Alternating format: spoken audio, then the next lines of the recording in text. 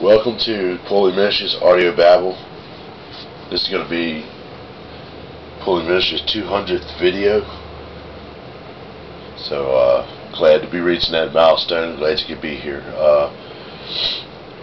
Since 2 Samuel was the 200th video, it has its own introduction video. So you'll see that up, the introduction to 2 Samuel. And I will give you the history of this text. So instead of getting it here, you'll have to watch that video. But it's a good video. You should definitely check it out. So anyway, here we go. After the death of Saul, David returned from his victory over the Amalekites and spent 2 days in Ziklag. On the third day, a man arrived from Saul's army camp. He had torn his clothes and put dirt on his head to show that he was in mourning. He fell to the ground before David in deep respect. "Where have you come from?" David asked. "I escaped from the Israelite camp," the man replied. "What happened?" David demanded. "Tell me how the battle went." The man replied, "Our entire army fled from the battle. Many of the men are dead, and Saul and his son Jonathan are also dead." "How do you know Saul and Jonathan are dead?" David demanded of the young man. The man answered, "I happened to be on Mount Gilboa, and there was Saul leaning on his spear with the enemy chariots and charioteers closing in on him. When he turned and saw me, he cried out for me to come to him. 'How can I help?' I asked him. He responded, 'Who are you?' 'I am an Amalekite,' I told him. Then he begged me, 'Come over here and put me out of my misery, for I am in terrible pain and I want to die.' So I killed him," the Amalekite told David, "for I knew he couldn't live. Then I took his crown and his armband, and I have brought them here to you, my lord." David and his men tore their clothes in sorrow when they heard the news. They mourned and wept and fasted all day for Saul and his son Jonathan, and for the Lord's army and for the nation of Israel, because they had died by the sword that day. Then David said to the young man who had brought the news, "Where are you from?" And he replied, "I am a foreigner, an Amalekite who lives in your land." "Why were you not afraid to kill the Lord's anointed one?" David asked. Then David said to one of his men, "Kill him." So the man thrust his sword into the Amalekite and killed him. "You have condemned yourself," David said, "for you yourself confessed that you killed the Lord's anointed one." Then David composed a funeral song for Saul and Jonathan, and he commanded that it be taught to the people of Judah. It is known as the Song of the Bow, and is recorded in the book of the upright. "Your pride and joy, O Israel, lies dead on the hills. Oh, how the mighty heroes have fallen. Don't announce the news in Gath. Don't proclaim it in the streets of Ashkelon, or the daughters of the Philistines will rejoice, and the pagans will laugh in triumph. O mountains of Gilboa, let there be no dew or rain upon you, no fruitful fields producing offerings of grain. For there the shield of the mighty heroes was defiled, and the shield of Saul will no longer be anointed with oil. The bow of Jonathan was powerful, and the sword of Saul did its mighty work. They shed the blood of their enemies and pierced their bodies of mighty heroes. How beloved and gracious were Saul and Jonathan. They were together in life and in death. They were swifter than eagles, stronger than lions. O women of Israel, weep for Saul, for he dressed you in luxurious scarlet clothing, in garments decorated with gold. Oh, how the mighty heroes have fallen in battle. Jonathan lies dead on the hills. How I weep for you, my brother Jonathan. Oh, how much I loved you, and your love for me was deep, deeper than the love of women. Oh, how the mighty heroes have fallen, stripped of their weapons. They lie dead." After this, David asked the Lord, "Should I move back to one of the towns of Judah?" "Yes," the Lord replied. Then David asked, "Which town should I go to?" "To Hebron," the Lord answered. David's 2 wives were Ahinoam from Jezreel and Abigail, the widow of Nabal from Carmel. So David and his wives and his men and their families all moved to Judah, and they settled in the villages near Hebron. Then the men of Judah came to David and crowned him king over the people of Judah. When David heard the men of Jabesh-Gilead had buried Saul, he sent them this message: "May the Lord bless you for being so loyal to your master Saul and giving him a decent burial. May the Lord be loyal to you in return and reward you with his unfailing love. And I too will reward you for what you have done. Now that Saul is dead, I ask you to be my strong and loyal subjects like the people of Judah, who have anointed me as their new king." But Abner, son of Ner, the commander of Saul's army, had already gone to Mahanaim with Saul's son Ishbosheth. There he proclaimed Ishbosheth king over Gilead, Jezreel, Ephraim, Benjamin, and the land of the Ashurites, and all the rest of Israel. Ishbosheth, Saul's son, was 40 years old when he became king, and he ruled from Mahanaim for 2 years. Meanwhile, the people of Judah remained loyal to David. David made Hebron his capital, and he ruled as king of Judah for 7.5 years. One day Abner led Ishbosheth's troops from Mahanaim to Gibeon. About that same time, Joab, son of Zeruiah, led David's troops out and met them at the pool of Gibeon. The two groups sat down there, facing each other from opposite sides of the pool. Then Abner suggested to Joab, "Let's have a few of our warriors fight hand-to-hand here in front of us." "All right," Joab agreed, so 12 men were chosen to fight from each side. 12 men of Benjamin representing Ishbosheth, son of Saul, and 12 representing David. Each one grabbed his opponent by the hair and thrust his sword into the other one's side, so that all of them died. So this place at Gibeon has been known ever since as the Field of Swords. A fierce battle followed that day, and Abner and the men of Israel were defeated by the forces of David. Joab, Abishai, and Asahel, the 3 sons of Zeruiah, were among David's forces that day. Asahel could run like a gazelle, and he began chasing Abner. He pursued him relentlessly, not stopping for anything. When Abner looked back and saw him coming, he yelled out, "Is that you, Asahel?" "Yes, it is," he replied. "Go fight someone else," Abner warned. "Take on one of the younger men and strip him of his weapons." But Asahel kept right on chasing Abner. Again Abner shouted to him, "Get away from here! I don't want to kill you. How could I ever face your brother Joab again?" But Asahel refused to turn back. So Abner thrust the butt end of his spear through Asahel's stomach, and the spear came out through his back. He stumbled to the ground and died there, and everyone who came by that spot stopped and stood still when they saw Asahel lying there. When Joab and Abishai found out what had happened, they set out after Abner. The sun was just going down as they arrived at the hill of Ammah near Giah, along the road of the wilderness of Gibeon. Abner's troops from the tribe of Benjamin regrouped there at the top of the hill and to take a stand. Abner shouted down to Joab, "Must we always be killing each other? Don't you realize that bitterness is the only result? When will you call off your men from chasing their Israelite brothers?"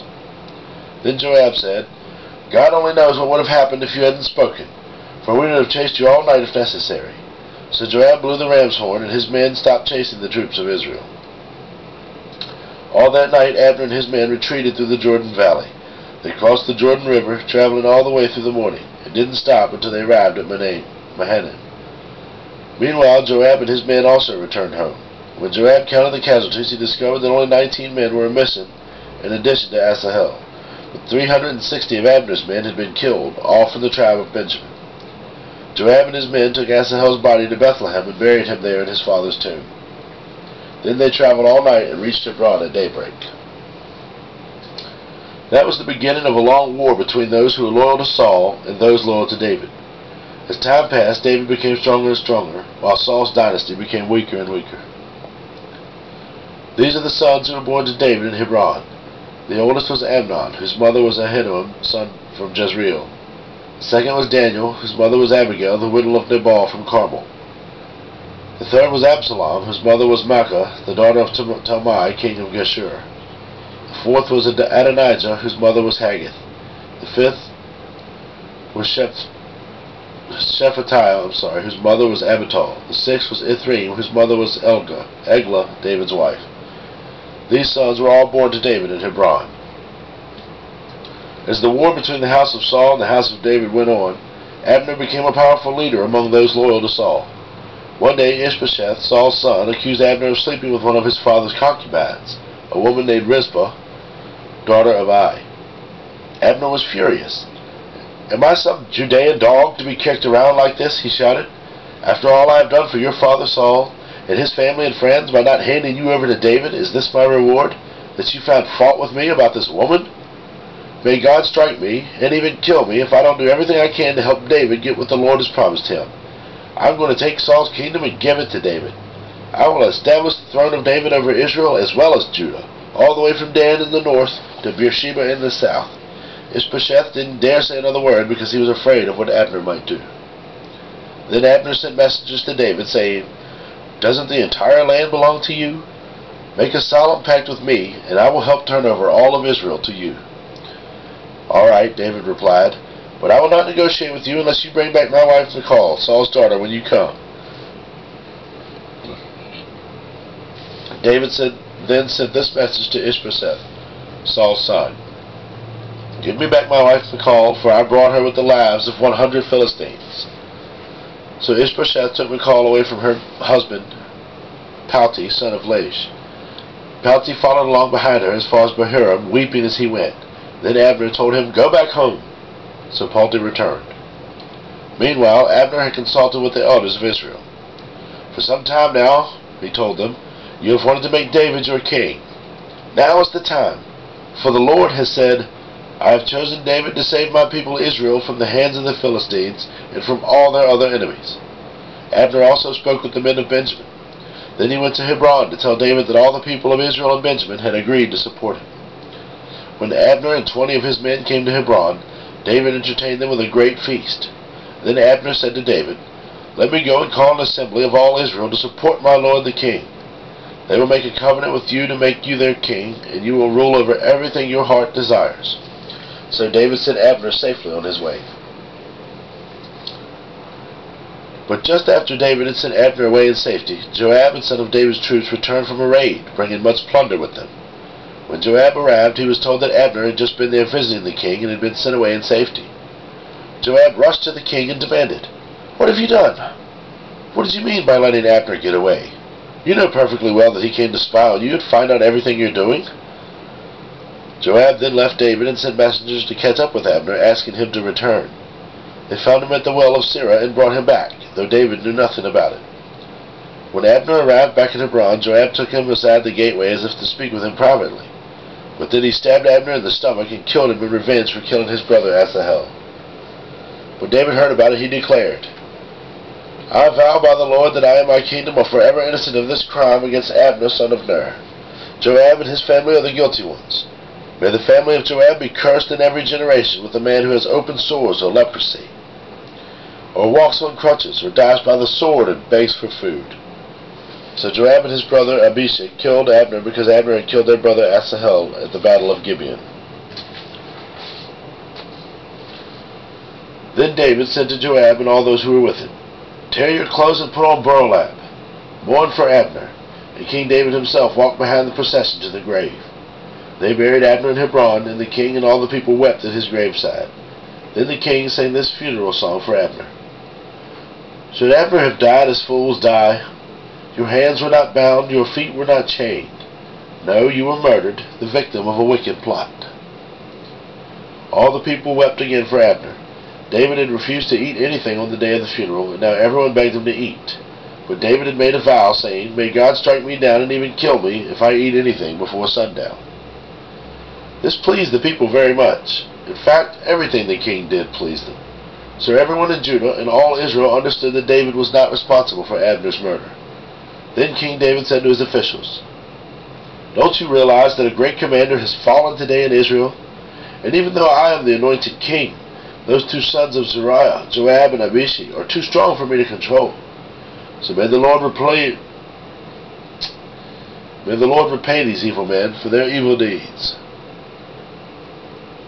When Ishbosheth, Saul's son, heard about Abner's death in Hebron, he lost all his courage, and all Israel became paralyzed with fear. Now there were two brothers, Benah and Rechab, who were captains of Ishbosheth's raiding parties. They were sons of Rimmon, a member of the tribe of Benjamin who lived in Beeroth.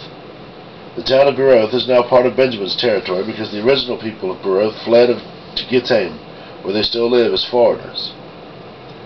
Saul's son Jonathan had a son named Mephibosheth, who was crippled as a child. He was 5 years old when a report came from Jezreel that Saul and Jonathan had been killed in battle. When the child's nurse heard the news, she picked him up and fled. But as she hurried away, she dropped him, and he became crippled. One day Rechab and Benah, the sons of Rimmon from Beeroth, went to Ishbosheth's house around noon as he was taking his midday rest. The doorkeeper, who had been shifting wheat, became drowsy and fell asleep. So Rechab and Benah slipped past her. They went into the house and found Ishbosheth sleeping on his bed. They struck and killed him and cut off his head. Then, taking his head with them, they fled across the Jordan Valley through the night. When they arrived at Hebron, they presented Ishbosheth's head to David. "Look," they exclaimed to the king, "here is the head of Ishbosheth, the son of your enemy Saul, who tried to kill you. Today the Lord has given my lord the king revenge on Saul and his entire family." But David said to Rechab and Baanah, "The Lord, who saves me from all my enemies, is my witness. Someone once told me Saul is dead, thinking he was bringing me good news. But I seized him and killed him in Ziklag. That's the reward I gave him for his news. How much more should I reward evil men who have killed an innocent man in his own house and on his own bed? Shouldn't I hold you responsible for his blood and rid the earth of you?" So David ordered his young men to kill them, and they did. They cut off their hands and feet and hung their bodies beside the pool in Hebron.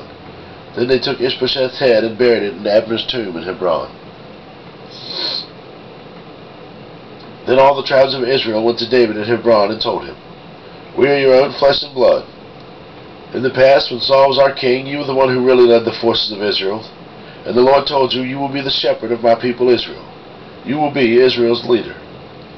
So there at Hebron, King David made a covenant before the Lord that all the elders of Israel, and they anointed him the king of all Israel. David was 30 years old when he began to reign, and he reigned 40 years in all. He had reigned over Judah from Hebron for 7 years and 6 months, and from Jerusalem he reigned over Israel and Judah for 33 years. David then led his men to Jerusalem to fight against the Jebusites, the original inhabitants of the land who were living there. The Jebusites taunted David, saying, "You'll never get in here. Even the blind and lame could keep you out." For the Jebusites thought they were safe. But David captured the fortress of Zion, which is now called the City of David. On the day of the attack, David said to his troops, "I hate those lame and blind Jebusites. Whoever attacks them should strike by going into the city through the water tunnel. That is the origin of the saying, 'The blind and lame may not enter the house.'" So David made the fortress his home, and he called it the City of David. He extended the city, starting at the supporting terraces and working inward. And David became more and more powerful, because the Lord of God of heaven's armies was with him. Then King Hiram of Tyre sent messengers to David, along with cedar timber and carpenters and stonemasons, and they built David a palace. And David realized that the Lord had confirmed him as king over Israel, and had blessed his kingdom for the sake of his people Israel. After moving from Hebron to Jerusalem, David married more concubines and wives, and they had more sons and daughters. These are the names of David's sons who were born to him in Jerusalem: Shemua, Shobab, Nathan, Solomon, Ibhar, Elishua, Nepheg, Japhiah, Elishama, Eliada, and Eliphalet. When the Philistines heard that David had been anointed king of Israel, they mobilized all their forces to capture him. But David was told they were coming, so he went into the stronghold. The Philistines arrived and spread out across the valley of Rephaim. So David asked the Lord, "Should I go out and fight the Philistines? Will you hand them over to me?" The Lord replied to David, "Yes, go ahead, I will certainly hand them over to you." So David went to Baal-perazim and defeated the Philistines there. "The Lord did it," David exclaimed. "He bursted my enemies like a raging flood." So he named that place at Baal-perazim, which means the Lord who burst through. The Philistines had abandoned their idols there, so David and his men confiscated them. But after a while the Philistines returned, and again spread out across the valley of Rephaim. And again David asked the Lord what to do. "Do not attack them straight on," the Lord replied. "Instead, circle around behind and attack them near the poplar trees. When you hear a sound like marching feet in the tops of the poplar trees, be on alert. That will be the signal that the Lord is moving ahead of you to strike down the Philistine army." So David did what the Lord commanded, and he struck down the Philistines all the way from Gibeon to Gezer. Then David again gathered all the elite troops in Israel, 30,000 in all. He led them to Baalah of Judah to bring back the ark of God, which bears the name of the Lord of heaven's armies, who is enthroned between the cherubim. They placed the ark of God on a new cart and brought it from Abinadab's house, which was on a hill. Uzzah and Ahio, Abinadab's sons, were guiding the cart as if it left the house, carrying the ark of God. Ahio walked in front of the ark. David and all the people of Israel were celebrating before the Lord, singing songs and playing all kinds of musical instruments: lyres, harps, tambourines, castanets, and cymbals. But when they arrived at the threshing floor of Nacon, the oxen stumbled, and Uzzah reached out his hand and steadied the ark of God. Then the Lord's anger was aroused against Uzzah, and God struck him dead because of this. So Uzzah died right there beside the ark of God. David was angry because the Lord's anger had burst out against Uzzah. He named that place Perez Uzzah, which means to burst out against Uzzah, as it is still called today. David was now afraid of the Lord, and he asked, "How can I ever bring the ark of the Lord back into my care?" So David decided not to move the ark of the Lord into the city of David. Instead, he took it to the house of Obed-Edom of Gath. The ark of the Lord remained there in Obed-Edom's house for 3 months, and the Lord blessed Obed-Edom and his entire household. Then King David was told, "The Lord has blessed Obed-Edom's household and everything he has because of the ark of God." So David went there and brought the ark of God from the house of Obed-Edom to the city of David with a great celebration. After the men who were carrying the ark of the Lord had gone 6 steps, David sacrificed a bull and fattened a fattened calf. And David danced before the Lord with all his might, wearing a priestly garment. So David and all the people of Israel brought up the ark of the Lord with shouts of joy and the blowing of ram's horns. But as the ark of the Lord entered the city of David, Michal, the daughter of Saul, looked down from her window. When she saw King David leaping and dancing before the Lord, she was filled with contempt for him. They brought the ark of the Lord and set it in its place inside the special tent David had prepared for it. And David sacrificed burnt offerings and peace offerings to the Lord. When he had finished his sacrifices, David blessed the people in the name of the Lord of heaven's armies. Then he gave to every Israelite man and woman in the crowd a loaf of bread, a cake of dates, a cake of raisins, that all the people returned to their homes. When David returned home to bless his own family, Michal, the daughter of Saul, came out to meet him. She said in disgust, "How distinguished the king of Israel looked today, shamelessly exposing himself to the servant girls, like any vulgar person might do." David retorted to Michal, "I was dancing before the Lord, who chose me above your father and all his family. He appointed me as the leader of Israel, the people of the Lord, so I celebrate before the Lord. Yes, I am willing to look even more foolish than this, even to be humiliated in my own eyes. But those servant girls you mentioned will indeed think I am distinguished." So Michal, the daughter of Saul, remained childless throughout her entire life. When King David was settled in his palace and the Lord had given him rest from all the surrounding enemies, the king summoned Nathan the prophet. "Look," David said, "I am living in a beautiful cedar palace, but the ark of God is out there in a tent." Nathan replied to the king, "Go ahead and do whatever you have in mind, for the Lord is with you." But that same night the Lord said to Nathan, "Go and tell my servant David, this is what the Lord has declared. Are you the one to build a house for me to live in? I have never lived in a house. From the day I brought the Israelites out of Egypt until this very day, I have always moved from one place to another with a tent and a tabernacle as my dwelling. Yet no matter where I have gone with the Israelites, I have never once complained to Israel's tribal leaders, the shepherds of my people Israel. I have never asked them, 'Why haven't you built me a beautiful cedar house?' Now go and say to my servant David, 'This is what the Lord of heaven's armies has declared. I took you from tending sheep in the pasture and selected you to be the leader of my people Israel. I have been with you wherever you have gone, and I have destroyed all your enemies before your eyes. Now I will make your name as famous as anyone who has ever lived on the earth, and I will provide a homeland for my people Israel, planting them in a secure place where they will never be disturbed.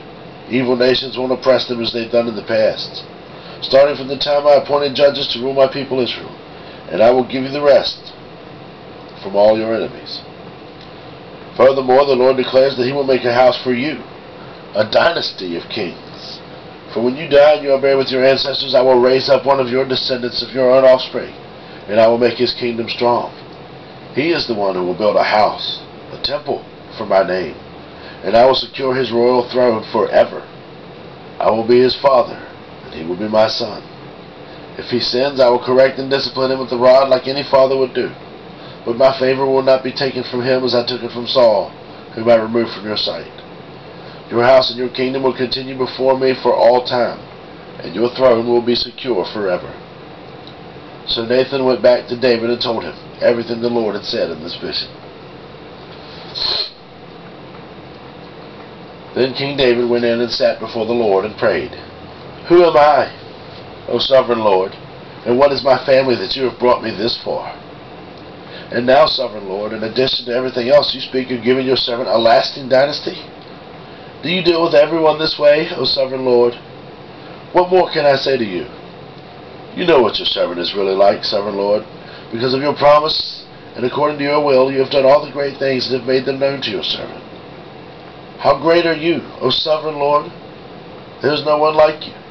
We have never even heard of another God like you. What other nation on earth is like your people Israel? What other nation, O God, have you redeemed from slavery to be your own people? You made a great name for yourself when you redeemed your people from Egypt. You performed awesome miracles and drove out the nations and gods that stood in their way. You made Israel your very own people forever, and you, O Lord, became their God. And now, O Lord God, I am your servant. Do as you have promised concerning me and my family. Confirm it as a promise that will last forever. And may your name be honored forever, so that everyone will say, the Lord of heaven's armies is God over Israel. And may the house of your servant David continue before you forever. O Lord of heaven's armies, God of Israel, I have been bold enough to pray this prayer to you because you revealed all to your servant, saying, I will build a house for you, a dynasty of kings. For you are God, O sovereign Lord, your words are truth, and you have promised these good things to your servant. And now may it please you to bless the house of your servant, so that it may continue forever before you. For you have spoken, and when you grant a blessing to your servant, O sovereign Lord, it is an eternal blessing.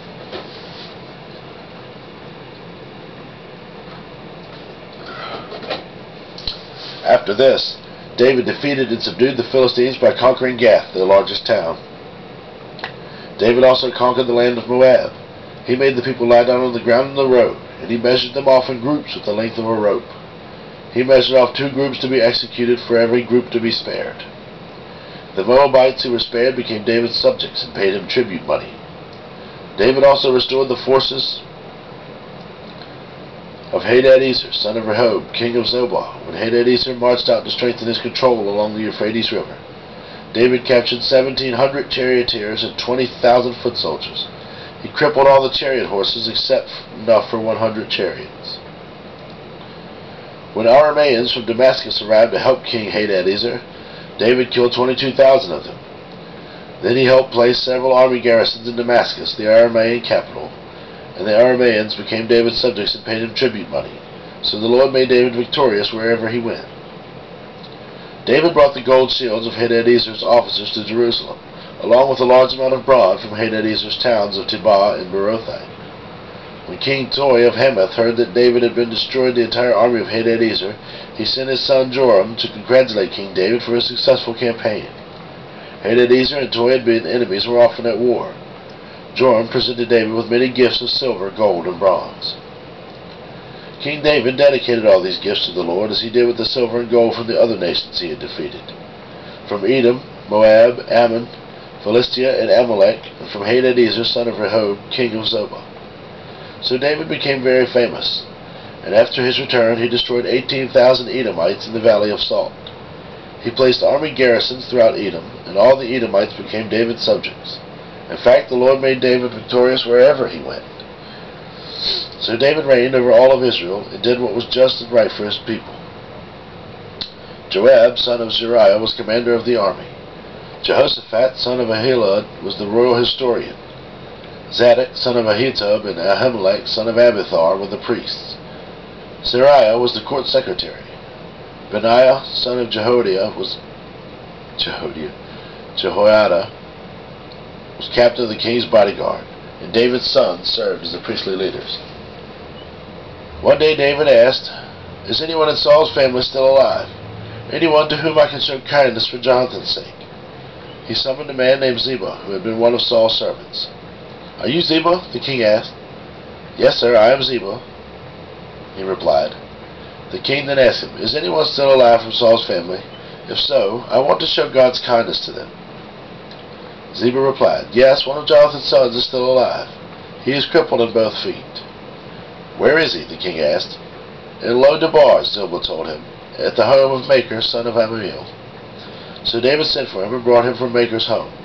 His name was Mephibosheth. He was Jonathan's son and Saul's grandson. When he came to David, he bowed low to the ground in deep respect. David said, "Greetings, Mephibosheth."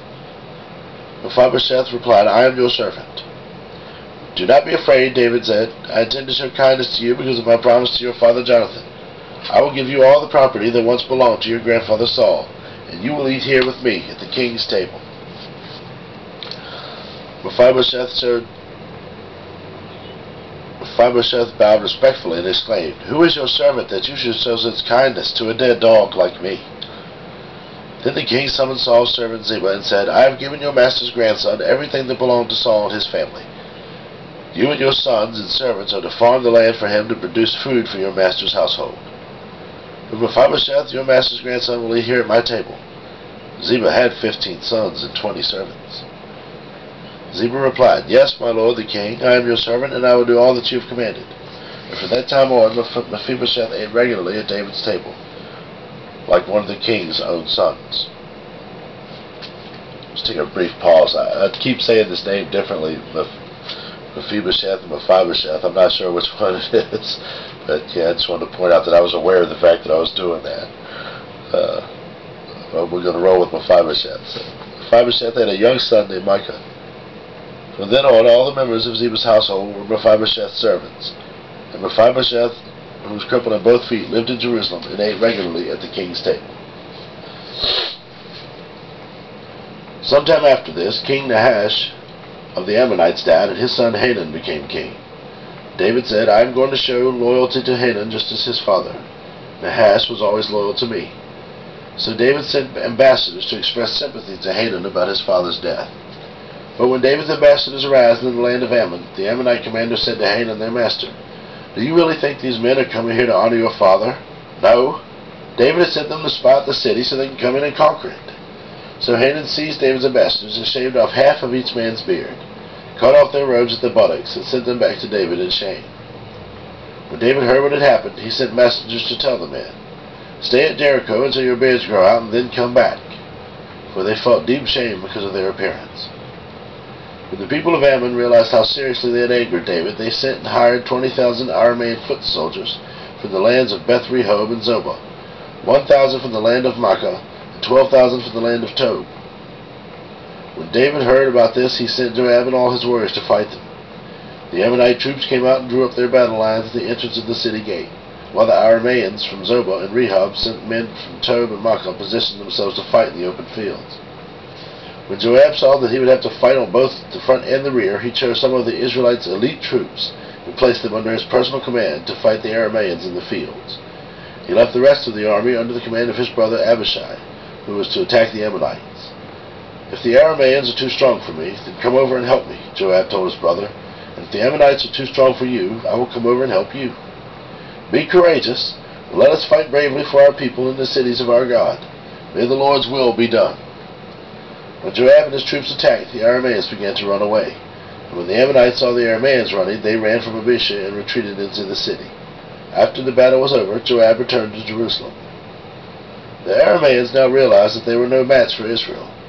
So when they regrouped, they were joined by additional Aramean troops summoned by Hadadezer from the other side of the Euphrates River. These troops arrived at Halem under the command of Shobach, the commander of Hadadezer's forces. When David heard what was happening, he mobilized all Israel, crossed the Jordan River, and led the army to Halem.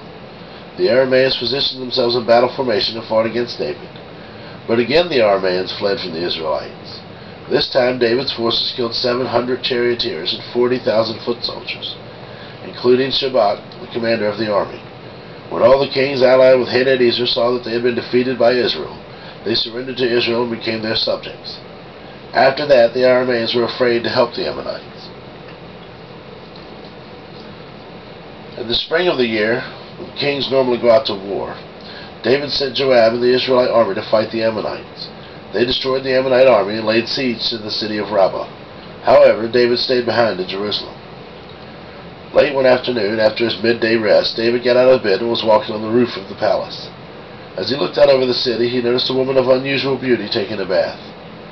He sent someone to find out who she was, and he was told, "She is Bathsheba, the daughter of Eliam and the wife of Uriah the Hittite." Then David sent messengers to get her, and when she came to the palace, he slept with her. She had just completed the purification rites after having a menstrual period. Then she returned home. Later, when Bathsheba discovered that she was pregnant, she sent David a message saying, "I'm pregnant." Then David sent word to Joab, "Send me Uriah the Hittite." So Joab sent him to David. When Uriah arrived, David asked him how Joab and the army were getting along and how the war was progressing. Then he told Uriah, "Go on home and relax." David even sent a gift to Uriah after he had left the palace. But Uriah didn't go home. He slept that night at the palace entrance with the king's palace guard. When David heard that Uriah had not gone home, he summoned him and asked, "What's the matter? Why didn't you go home last night after being away for so long?"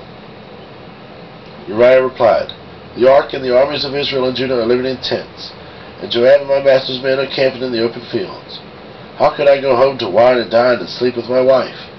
I swear that I would never do such a thing." "Well, stay here today," David told him, "and tomorrow you may return to the army." So Uriah stayed in Jerusalem, and that day and the next. Then David invited him to dinner and got him drunk, but even then he couldn't get Uriah to go home to his wife. Again he slept at the palace entrance with the king's palace guard. So the next morning David wrote a letter to Joab and gave it to Uriah to deliver. The letter instructed Joab, "Station Uriah on the front lines where the battle is fiercest, then pull back so that he will be killed." So Joab assigned Uriah to a spot close to the city wall where he knew the enemy's strongest men were fighting. And when the enemy soldiers came out of the city to fight, Uriah the Hittite was killed along with several other Israelite soldiers.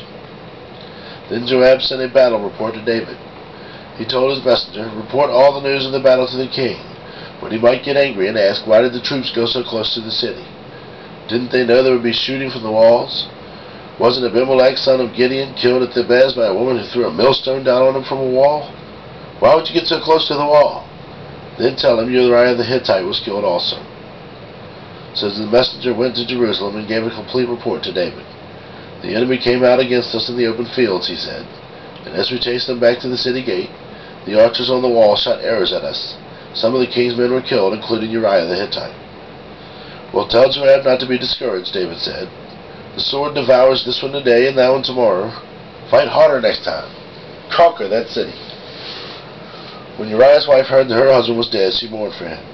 When the period of mourning was over, David sent for her and brought her to the palace, and she became one of his wives. Then she gave birth to a son. But the Lord was displeased with what David had done. So the Lord sent Nathan the prophet to tell David his story. So the Lord sent Nathan the prophet to tell David this story. There were two men in a certain town. One was rich and one was poor. The rich man owned a great many sheep and cattle. The poor man owned nothing but one little lamb he had bought. He raised that little lamb, and it grew up with his children. It ate from the man's own plate and drank from his cup. He cuddled it in his arms like the baby daughter.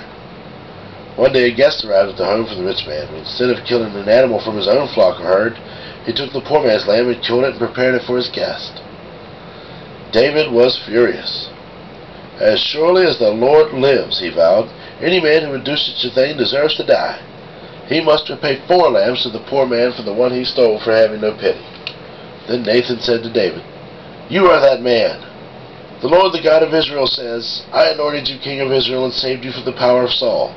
I gave you your master's house and his wives and the kingdoms of Israel and Judah. And if that had not been enough, I would have given you much, much more. Why then have you despised the word of the Lord and done this horrible deed, where you have murdered Uriah the Hittite, with the sword of the Ammonites, and stolen his wife? From this time on your family will live by the sword, because you have despised me by taking Uriah's wife to be your own. This is what the Lord says. Because of what you have done, I will cause your own household to rebel against you. I will give your wives to another man before your very eyes, and he will go to bed with them in public view. You did it secretly, but I will make this happen to you openly in the sight of all of Israel." Then David confessed to Nathan, "I have sinned against the Lord." Nathan replied, "Yes, but the Lord has forgiven you, and you won't die for this sin. Nevertheless, because you have shown utter contempt for the Lord by doing this, your child will die." After Nathan returned to the home, the Lord sent a deadly illness to the child of David and Uriah's wife.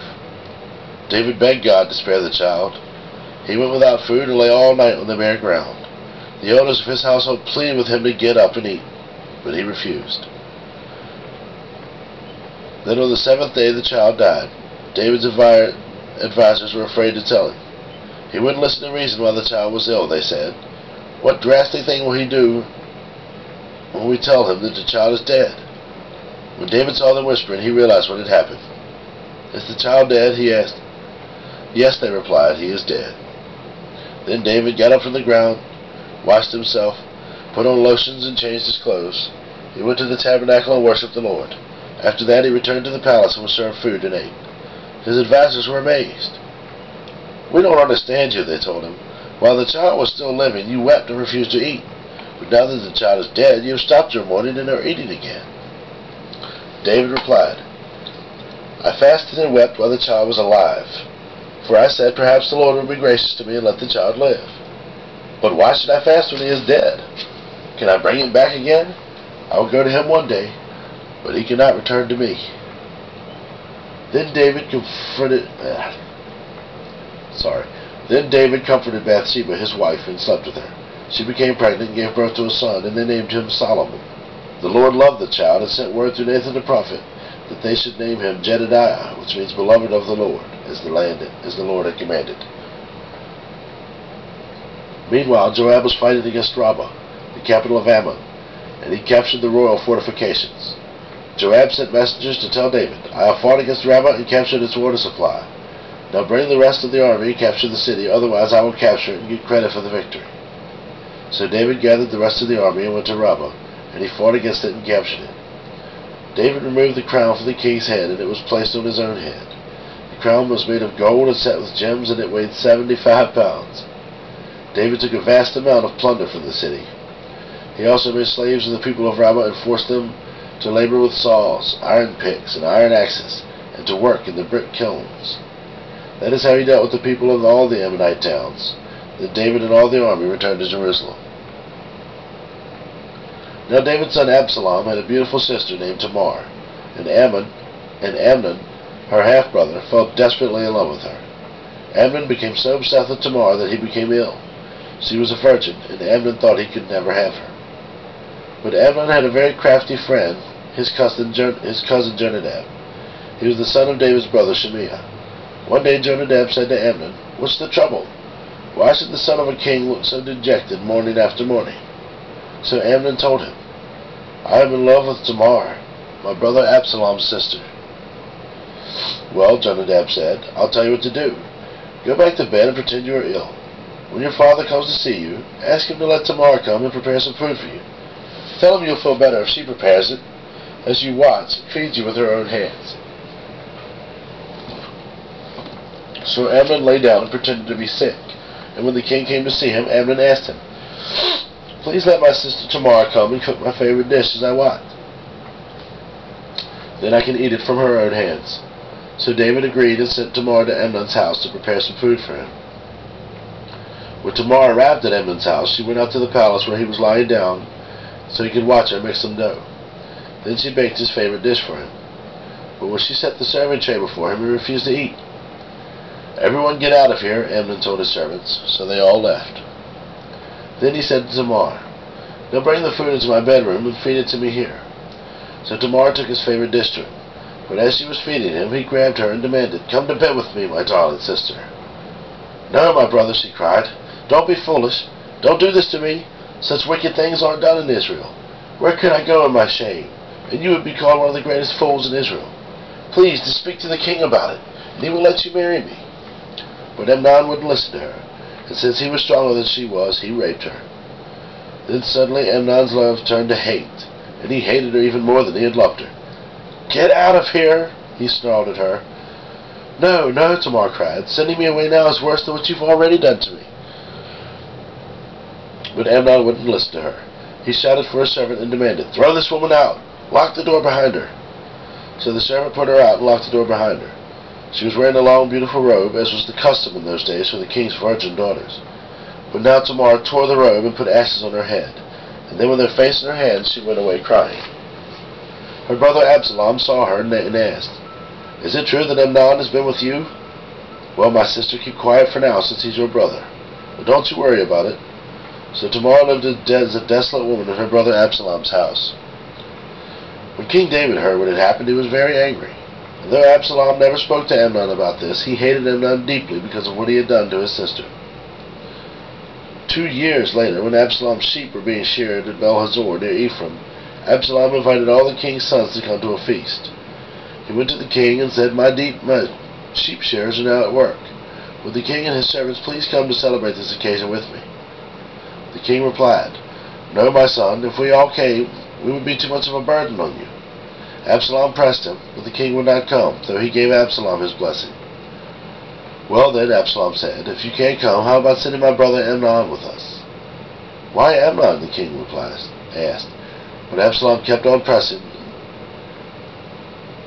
the king until he finally agreed to let all his sons attend, including Amnon. So Absalom prepared a feast fit for a king. Absalom told his men, Wait until Amnon gets drunk. Then at my signal, kill him. Don't be afraid. I'm the one who has given the command. Take courage and do it. So at Absalom's signal, they murdered Amnon. Then the other sons of the king jumped on their mules and fled. As they were on the way back to Jerusalem, this report reached David. Absalom has killed all the king's sons. Not one is left alive. The king got up, tore his robe, and threw himself to the ground. His advisers also tore their clothes in horror and sorrow. But just then Jonadab, the son of David's brother Shimea, arrived and said, No, don't believe that all the king's sons have been killed. It was only Amnon. Absalom has been plotting this ever since Amnon raped his sister Tamar. No, my lord the king, your sons are not all dead. It was only Amnon. Meanwhile, Absalom escaped. Then the watchman on the Jerusalem wall saw a great crowd coming toward the city from the west. He ran to tell the king, I see a crowd of people coming from the Horonaim road, along the side of the hill. Look, Jonadab told the king, there they are now. The king's sons are coming, just as I said. They soon arrived, weeping and sobbing, and the king and all his servants wept bitterly with them. And David mourned many days for his son Amnon. Absalom fled to his grandfather, Talmai, son of Ammihud, the king of Geshur.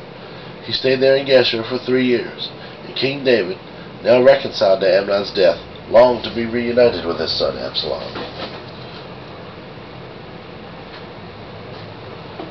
Joab realized how much the king longed to see Absalom. So he sent for a woman from Tekoa who had a reputation for great wisdom, and he said to her, Pretend you are in mourning. Wear mourning clothes and don't put on lotions. Act like a woman who has been mourning for the dead for a long time. Then go to the king and tell him the story I am about to tell you. Then Joab told her what to say. When the woman from Tekoa approached the king, she bowed with her face to the ground in deep respect and cried out, O king, help me. What's the trouble? The king asked. Alas, I am a widow, she replied. My husband is dead. My 2 sons had a fight out in the field, and since no one was there to stop it, one of them was killed. Now the rest of the family is demanding, Let us have your son. We will execute him for murdering his brother. He doesn't deserve to inherit his family's property. They want to extinguish the only coal I have left, and my husband's name and family would disappear from the face of the earth. Leave it to me, the king told her. Go home, and I'll see to it that no one touches him. Oh, thank you, my lord the king, the woman from Tekoa replied. If you are criticized for helping me, let the blame fall on me and on my father's house, and let the king and his throne be innocent. If anyone objects, the king said, bring him to me. I can assure you he will never complain again. Then she said, Please swear to me by the Lord your God that you won't let anyone take vengeance against my son. I want no more bloodshed. As surely as the Lord lives, he replied, not a hair on your son's head will be disturbed. Please allow me to ask one more thing of the Lord my king, she said. Go ahead and speak, he responded. She replied, Why don't you do as much for the people of God as you have promised to do for me? You have convicted yourself in making this decision, because you have refused to bring home your own banished son. All of us must die eventually. Our lives are like water spilled out on the ground, which cannot be gathered up again. But God does not just sweep life away. Instead, he devises ways to bring us back when we have been separated from him. I have come to plead with my lord the king because people have threatened me. I said to myself, perhaps the king will listen to me and rescue us from those who would cut us off from their inheritance God has given us. Oh, so stuttery. Perhaps the king will listen to me and rescue us from those who would cut us off from the inheritance God has given us. Yes, my lord the king will give us peace of mind again. I know that you are like an angel of God in discerning good from evil.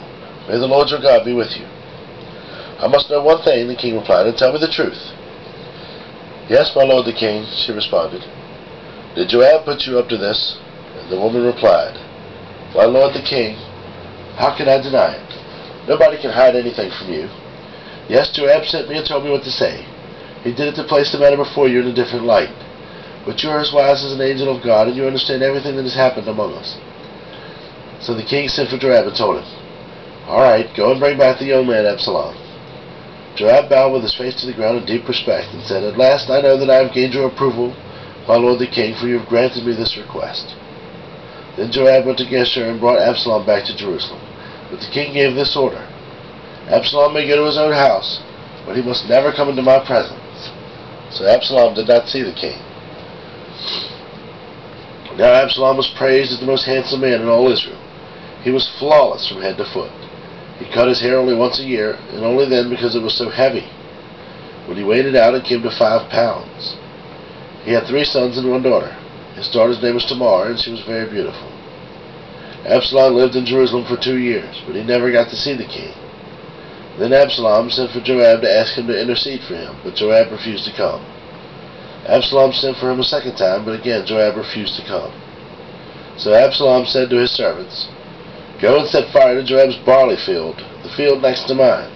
So they set fuel to his fire as Absalom had commanded.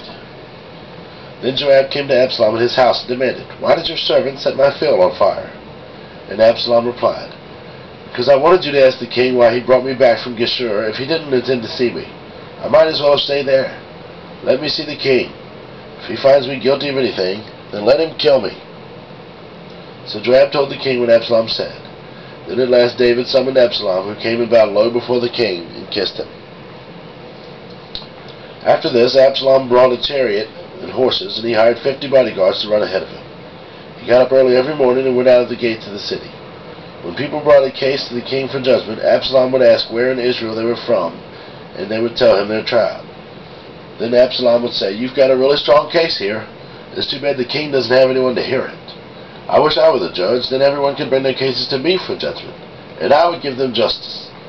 When people tried to bow before him, Absalom wouldn't let them. Instead, he took them by the hand and embraced them. Absalom did this with everyone who came to the king for judgment, and he stole the hearts of all the people of Israel. After 4 years, Absalom said to the king, Let me go to Hebron to offer a sacrifice to the Lord, and fulfill a vow I made to him. For while your servant was at Geshur and Aram, I promised to sacrifice to the Lord in Hebron, if he would bring me back to Jerusalem. All right, the king told him, Go and fulfill your vow. So Absalom went to Hebron. But while he was there, he sent secret messengers to all the tribes of Israel to stir up a rebellion against the king. As soon as you hear the ram's horn, his message read, you are to say, Absalom has been crowned king in Hebron. He took 200 men from Jerusalem with him as guests, but they knew nothing of his intentions. While Absalom was offering the sacrifices, he sent for Ahithophel, one of David's counselors who lived in Gilo. Soon many others also joined Absalom, and the conspiracy gained momentum. A messenger soon arrived in Jerusalem to tell David, All Israel has joined Absalom in a conspiracy against you. Then we must flee at once, or it will be too late, David urged his men. Hurry! If we get out of the city before Absalom arrives, both we and the city of Jerusalem will be spared from disaster. We are with you, his advisors replied. Do what you think is best. So the king and all his household set out at once. He left no one behind except for 10 of his concubines to look after the palace. The kings and all his people set out on foot, pausing at the last house to let all the king's men move past and lead the way. There were 600 men from Gath who came with David along with the king's bodyguard. Then the king turned and said to Ittai, a leader from the men of Gath, Why are you coming with us? Go on back to King Absalom, for you are a guest in Israel, a foreigner in exile. You arrived only recently, and should I force you today to wander with us? I don't even know where we will go. Go on back and take your kinsmen with you, and may the Lord show you his unfailing love and faithfulness. But Ittai said to the king, I vow by the Lord and by your own life that I will go wherever my lord the king goes, no matter what happens, whether it means life or death. David replied, "All right, come with us, then." So Ittai and all his men and their families went with them, and they all went along. Everyone cried loudly as the king and his followers passed by. They crossed the Kidron Valley and went out toward the wilderness. Zadok and all the Levites also came along, carrying the Ark of the Covenant of God. They sat down the Ark of God, and Abiathar offered sacrifices until everyone had passed out of the city. Then the king instructed Zadok to take the Ark of God back into the city. "If the Lord sees fit," David said, "he will bring me back to see the Ark in the tabernacle again. But if he is through with me, then let him do what seems best to him." The king also told Zadok the priest, "Look, here is my plan. You and Abiathar should return quietly to the city with your son Ahimaaz and Abiathar's son Jonathan. I will stop at the shallows of the Jordan River and wait there for a report from you." So Zadok and Abiathar took the Ark of God back into the city and stayed there. David walked up the road to the Mount of Olives, weeping as he went. His head was covered, and his feet were bare as a sign of mourning. And the people who were with him covered their heads and wept as they climbed the hill. When someone told David that his advisor, Ahithophel, was now backing Absalom, David prayed, "O Lord, let Ahithophel give Absalom foolish advice." When David reached the summit of the Mount of Olives where the people worshiped God, Hushai the Archite was there waiting for him. Hushai had torn his clothing and put dirt on his head as a sign of mourning. But David told him, "If you go with me, you will only be a burden. Return to Jerusalem. Tell Absalom, I will now be your advisor, O king, just as I was your father's advisor in the past. Then you can frustrate and counter Ahithophel's advice. Zadok and Abiathar the priest will be there. Tell them about the plans being made in the king's palace, and they will send their sons Ahimaaz and Jonathan to tell me what's going on." So David's friend Hushai returned to Jerusalem, getting there just as Absalom arrived. When David had gone a little beyond the summit of the Mount of Olives, Ziba, the servant of Mephibosheth, was there waiting for him. He had 2 donkeys loaded with 200 loaves of bread, 100 clusters of raisins, 100 bunches of summer fruit, and a wineskin full of wine. "What are these for?" the king asked Ziba. Ziba replied, "The donkeys are for the king's people to ride on, and the bread and summer fruit are for the young men to eat. The wine is for those who become exhausted in the wilderness." "And where is Mephibosheth, Saul's grandson?" the king asked him. "He stayed in Jerusalem," Ziba replied. "He said, 'Today I will get back the kingdom of my grandfather Saul.'" "In that case," the king told Ziba, "I will give you everything that Mephibosheth owns." "I bow before you," Ziba replied. "May I always be pleasing to you, my lord the king." As David came to Bahurim, a man came out of the village cursing them. It was Shimei, son of Gera, from the same clan as Saul's family. He threw stones at the king and the king's officers and all the mighty warriors who surrounded him. "Get out of here, you murderer! You scoundrel!" he shouted at David. "The Lord is paying you back for all the bloodshed in Saul's clan. You stole his throne. Now the Lord has given it to your son Absalom. At last you will take some of your own medicine, for you are a murderer." "Why should this dead dog curse my lord the king?" Abishai, son of Zeruiah, demanded. "Let me go over and cut off his head." "No," the king said. "Who asked your opinions, you son of Zeruiah? If the Lord has told him to curse me, who are you to stop him?" Then David said to Abishai and all of his servants, "My own son is trying to kill me. Doesn't this relative of Saul have even more reason to do so? Leave him alone and let him curse, for the Lord has told him to do it. Perhaps the Lord will see that I am being wronged and will bless me because of these curses today." So David and his men continued down the road, and Shimei kept pace with them on a nearby hillside, cursing as he went, throwing stones at David, and tossing dust in the air. The king and all who were with him grew weary along the way, so they rested when they reached the Jordan River. Meanwhile, Absalom and all the army of Israel arrived at Jerusalem, accompanied by Ahithophel. When David's friend Hushai the Archite arrived, he went immediately to see Absalom. "Long live the king!" he exclaimed. "Long live the king!" "Is this the way you treat your friend David?" Absalom asked him. "Why aren't you with him?" "I am here because I belong to the man who is chosen by the Lord and by all the men of Israel," Hushai replied. "And anyway, why shouldn't I serve you? Just as I was your father's advisor, now I will be your advisor." Then Absalom turned to Ahithophel and asked him, "What should I do next?" Ahithophel told him, "Go and sleep with your father's concubines, for he has left them here to look after the palace. Then all Israel will know that you have insulted your father beyond hope of reconciliation, and they will throw their support to you. So they set up a tent on the palace roof where everyone could see it, and Absalom went in and had sex with his father's concubines.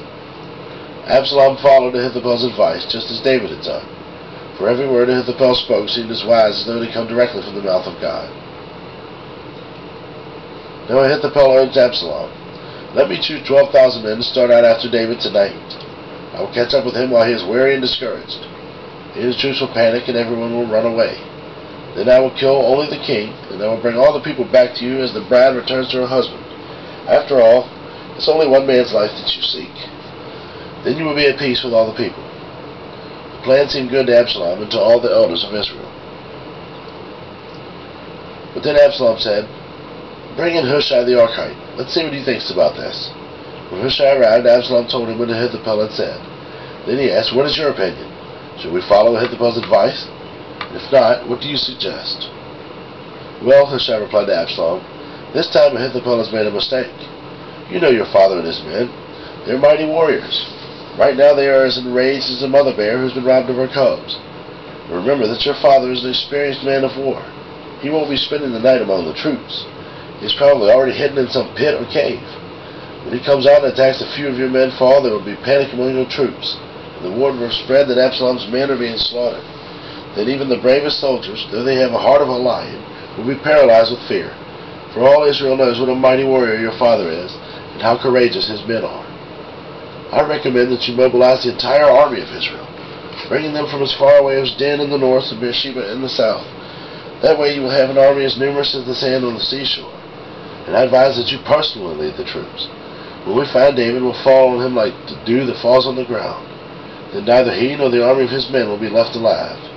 And if David were to escape into some town, you will have all Israel there at your command. Then we can take ropes and drag the walls of the town into the nearest valley until every stone is torn down." Then Absalom and all the men of Israel said, "Hushai's advice is better than Ahithophel's, for the Lord had determined to defeat the counsel of Ahithophel, which really was the better plan, so that he could bring disaster on Absalom."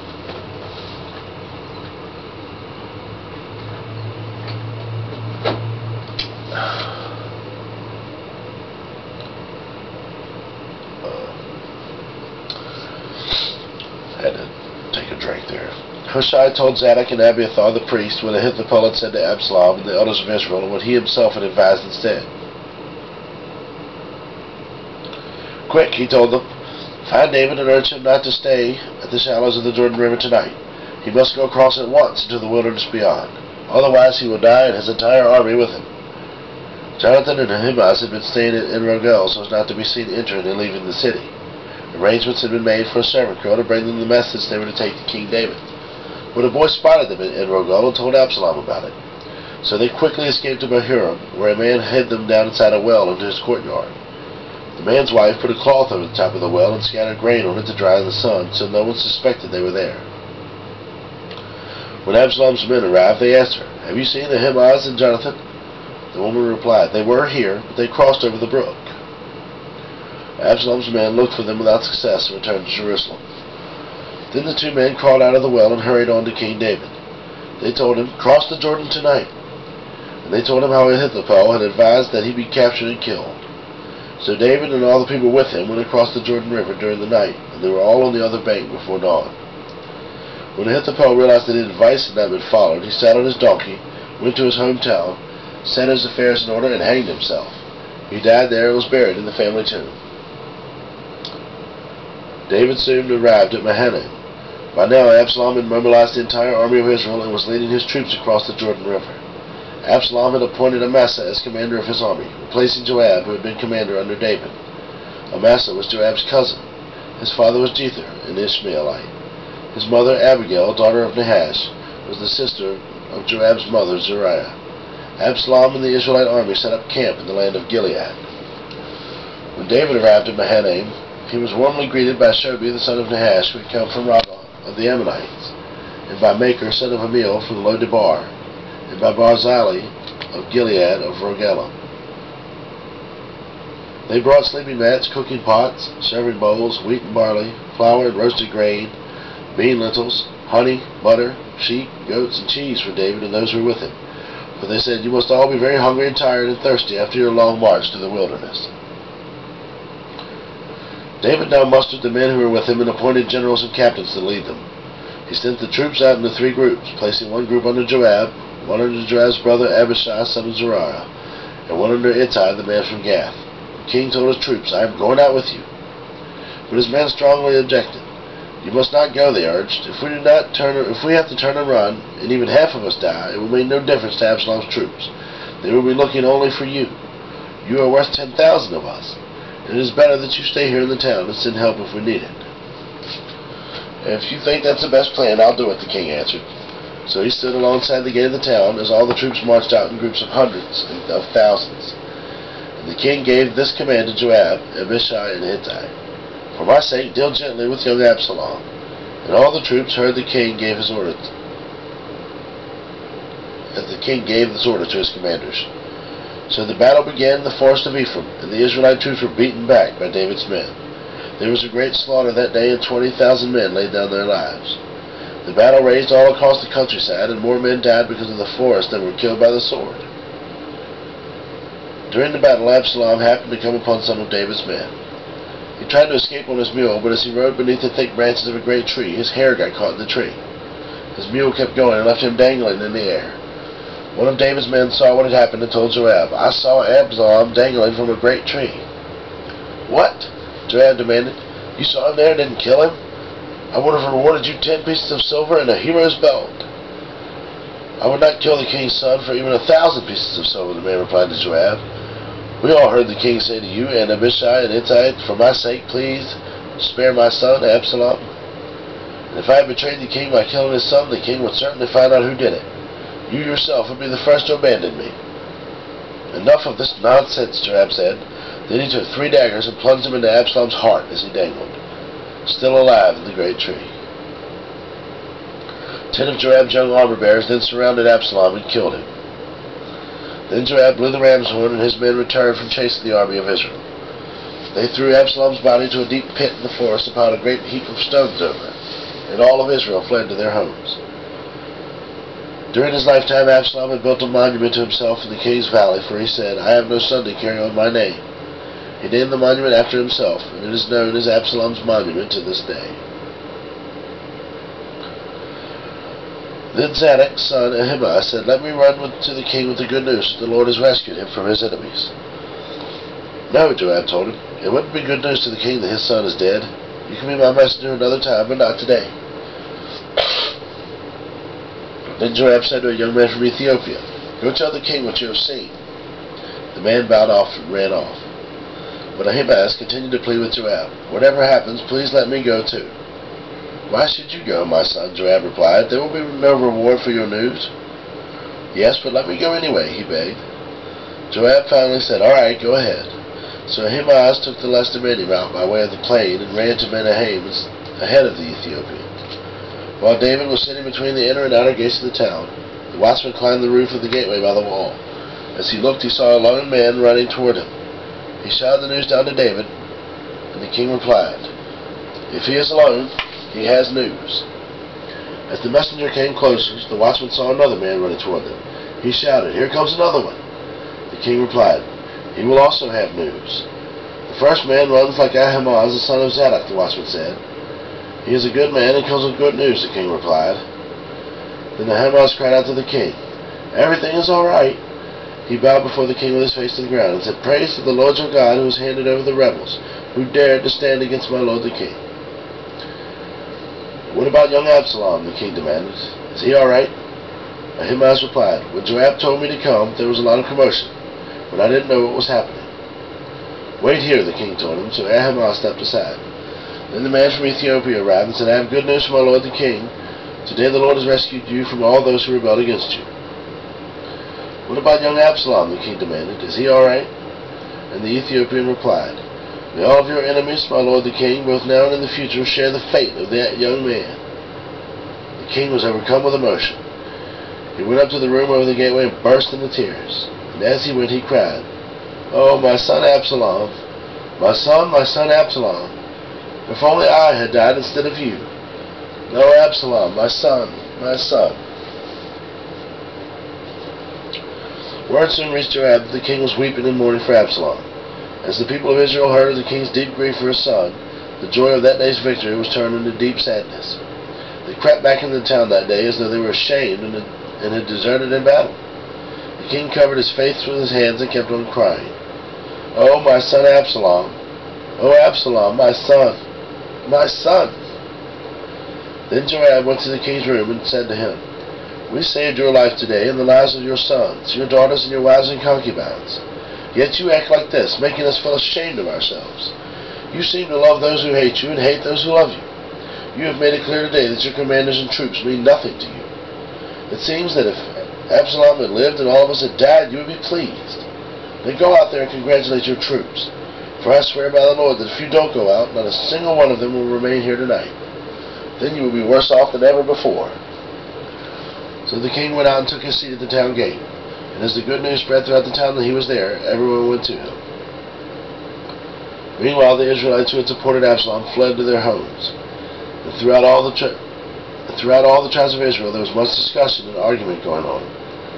The people were saying, "The king rescued us from our enemies and saved us from the Philistines, but Absalom chased him out of the country. Now Absalom, whom we anointed to rule over us, is dead. Why not ask David to come back and be our king?" Then King David sent Zadok and Abiathar, the priests, to say to the elders of Judah, "Why are you the last ones to welcome back the king into his palace? For I have heard that all Israel is ready. You are my relatives, my own tribe, my own flesh and blood. So why are you the last ones to welcome back the king?" And David told them to tell Amasa, "Since you are my own flesh and blood like Joab, may God strike me and even kill me if I do not appoint you as commander of my army in his place." Then Amasa convinced all the men of Judah, and they responded unanimously. They sent word to the king, "Return to us, and bring back all who are with you." So the king started back to Jerusalem, and when he arrived at the Jordan River, the people of Judah came to Gilgal to meet him and escort him across the river. Shimei, son of Gera, the man from Bahurim in Benjamin, hurried across with the men of Judah to welcome King David. 1,000 other men from the tribe of Benjamin were with him, including Ziba, the chief servant of the house of Saul, and Ziba's 15 sons and 20 servants. They rushed down to the Jordan to meet the king. They crossed the shallows of the Jordan to bring the king's household across the river, helping him in every way they could. As the king was about to cross the river, Shimei fell down before him. "My lord the king, please forgive me," he pleaded. "Forget the terrible thing your servant did when you left Jerusalem. May the king put it out of his mind. I know how much I have sinned. That is why I have come here today, the very first person of all of Israel to greet my lord the king." Then Abishai, the son of Zeruiah, said, "Shimei should die, for he cursed the Lord's anointed king." "Who asked your opinion, you sons of Zeruiah?" David exclaimed. "Why have you become my adversary today? This is not a day for execution, but for celebration. Today I am once again the king of Israel." Then turning to Shimei, David vowed, "Your life will be spared." Now Mephibosheth, Saul's grandson, came down from Jerusalem to meet the king. He had not cared for his feet, trimmed his beard, or washed his clothes since the day the king left Jerusalem. "Why didn't you come with me, Mephibosheth?" the king asked him. Mephibosheth replied, "My lord the king, my servant Ziba deceived me. I told him, 'Saddle my donkey so I can go with the king, for as you know I am crippled.' Ziba had slandered me by saying that I refused to come. But I know that my lord the king is like an angel of God, so do what you think is best. All my relatives and I can expect only death from you. But, my lord, instead you have honored me by allowing me to eat at your own table. What more can I ask?" "You've said enough," David replied. "I have decided that you and Ziba will divide the land equally between you." "Give him all of it," Mephibosheth said. "I am content just to have you safely back again as the Lord my king."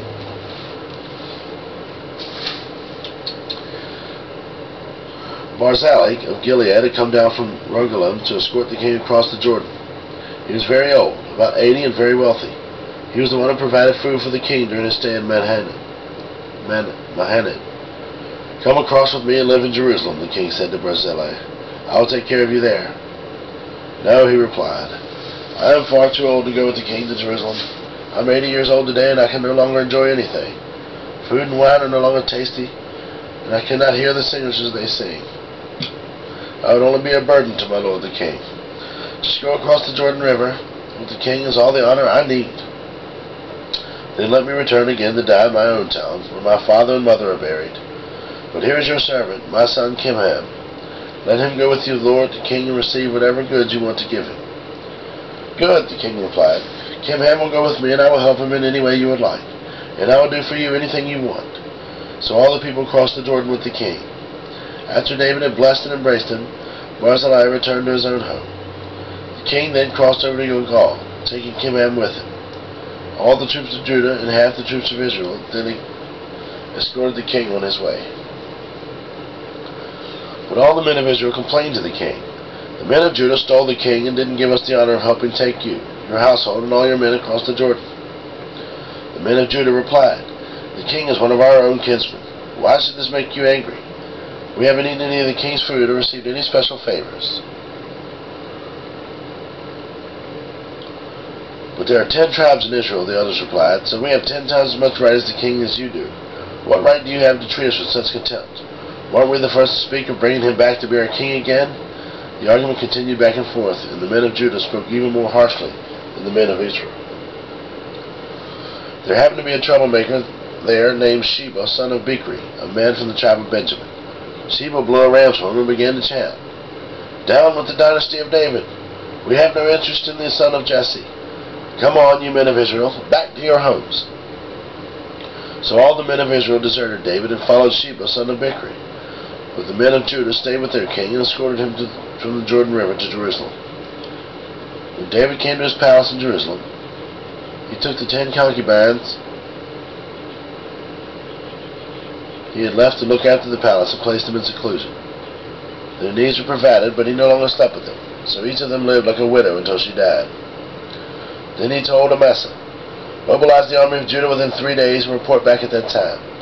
So Amasa went out to notify Judah, but it took him longer than the time he had been given. Then David said to Abishai, "Sheba, son of Bichri, is going to hurt us more than Absalom did. Quick, take my troops and chase after him before he gets into a fortified town where we can't reach him." So Abishai said to Joab, together with the king's bodyguard and all the mighty warriors, set out from Jerusalem to go after Sheba. As they arrived at the great stone in Gibeon, Amasa met them. Joab was wearing his military tunic with a dagger strapped to his belt. As he stepped forward to greet Amasa, he slipped a dagger from his sheath. "How are you, my cousin?" Joab said, and then took him by the beard with his right hand as though to kiss him. Amasa didn't notice the dagger in his left hand, and Joab stabbed him in the stomach with it, so that his insides gushed out onto the ground. Joab did not need to strike again, and Amasa soon died. Joab and his brother Abishai left him lying there and continued after Sheba. One of Joab's young men shouted to Amasa's troops, "If you are for Joab and David, come and follow Joab." But Amasa lay in the blood in the middle of the road, and Joab's men saw that everyone was stopping to stare at him. So he pulled him off the road into a field and threw a cloak over him. With Amasa's body out of the way, everyone went on with Joab to capture Sheba, son of Bichri. Meanwhile, Sheba traveled through all the tribes of Israel and eventually came to the town of Abel-Beth-Maachah. All the members of his own clan, the Bichrites, assembled for battle and followed him into the town. When Joab's forces arrived, they attacked Abel-Beth-Maachah. They built a siege ramp against the town's fortifications and began battering down the wall. But a wise woman in the town called out to Joab, "Listen to me, Joab. Come over here so I can talk to you." As he approached, the woman asked, "Are you Joab?" "I am," he replied. So she said, "Listen carefully to your servant." "I'm listening," he said. Then she continued, "There used to be a saying, if you want to settle an argument, ask advice of the town of Abel. I am the one who is peaceful, loving, and faithful in Israel, but you are destroying an important town in Israel. Why do you want to devour what belongs to the Lord?" And Joab replied, "Believe me, I don't want to devour or destroy your town. That's not my purpose. All I want is a man named Sheba, son of Bichri, from the hill country of Ephraim, who has revolted against King David. If you hand over this one man to me, I will leave the town in peace." "All right," the woman replied, "we will throw his head over the wall to you." Then the woman went to all the people of her wise advice.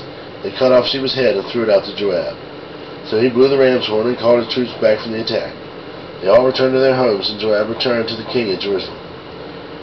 Now Joab was the commander of the army of Israel. Benaiah, son of Jehoiada, was the captain of the king's bodyguard. Adoniram was in charge of the labor force. Jehoshaphat, son of Ahilud, was the royal historian. Sheva was the court secretary. Zadok and Abiathar were the priests, and Ira, a descendant of Jared, was David's personal priest. There was a famine during David's reign that lasted for 3 years. So David asked the Lord about it. The Lord said, "The famine